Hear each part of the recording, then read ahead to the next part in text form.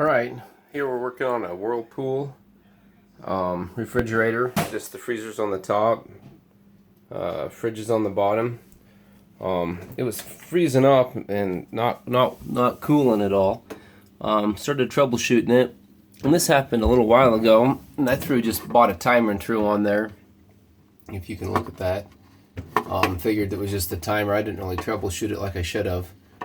Well, put it back together. A little while went by, still wasn't working. So I troubleshot the timer. The timer was actually probably fine. It's one of these ones where you can put this lead on, and you put it on either 1 or 2 depending on the model and what it calls out for. So actually, I unplugged it this morning before I went to work, came home, and was trying to troubleshoot it. So the timer's fine. I disconnected everything and made sure, basically, when the compressors go on 1 and 4, have continuity between them. When you turn it on to the heater, 1 and 2 have continuity between 1 and 2. When you turn it back on to the compressor side, 1 and 4 have continuity. So we know the timer is good. You can see the little thing spinning in there if you can. And so what I did is, excuse me, what I did is come up here, and when this wasn't cool, because it was been unplugged all day, I tested power between for the little plug-in here. It should have 120 volts. It wasn't having 120 volts. Let me grab my multimeter here. And so it made me concerned, but I forgot. So I had to plug it in because this bimetal, the sensor needs to be closed for it to make contact in there, so you can get 120 volts to here. So right now it's in heat mode actually. And you can feel this is cool. So you know the compressor's working. We know the compressor's working. It wasn't, the freezer's been working. It's just the defrost. Let me hook this up real quick. Well, real quick.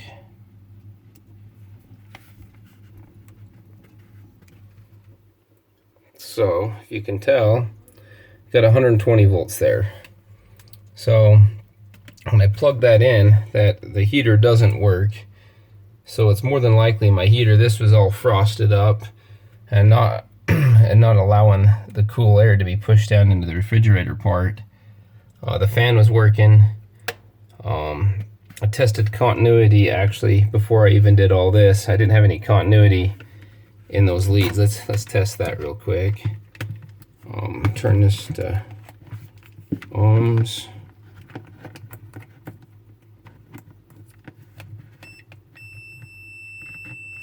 Okay, so there's continuity. Then if I pull down the heating element, it's kind of hard to do this one-handed. Pull down the heating, or get the heating element leads here, try to stick it in there. Jeez. Wait 1 second, let me.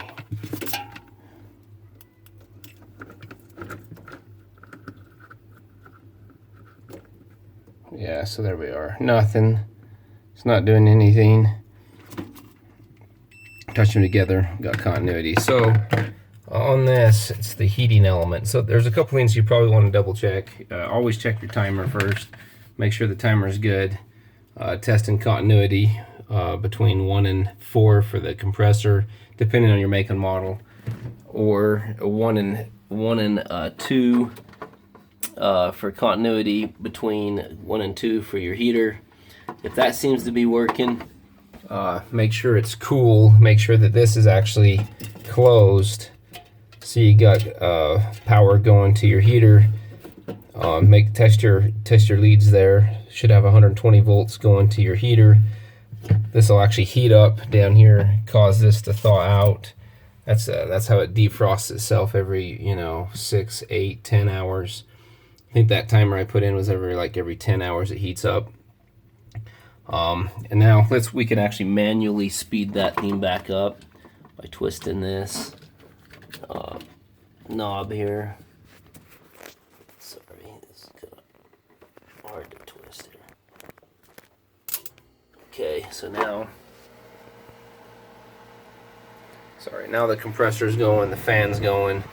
This is going to start cooling back off again. I'm going to get online, pull this out, pull this heating part out, get online, order the part. It should be here in a while, and then just put it back in and everything should be working. So it was the heating element was bad. Should have tested continuity. Test continuity on that. If you don't have continuity, then the heating element's broke somewhere in where you can't see it. The fan's working. Pretty quick and easy fix, actually. Just make sure that bimetal, make sure that's between, I don't know what the temperature needs to be, but it needs to be cold enough where that actually closes to cause you, say you have 120 volts here. So, alright, hey, thanks for watching. Hopefully this helps maybe diagnose your refrigerator freezer part. The problem I had was this was getting cold, the freezer was way cold, ice was actually building up. You can actually look in the bottom of the refrigerator. Ice was building up here because this was never defrosting at all.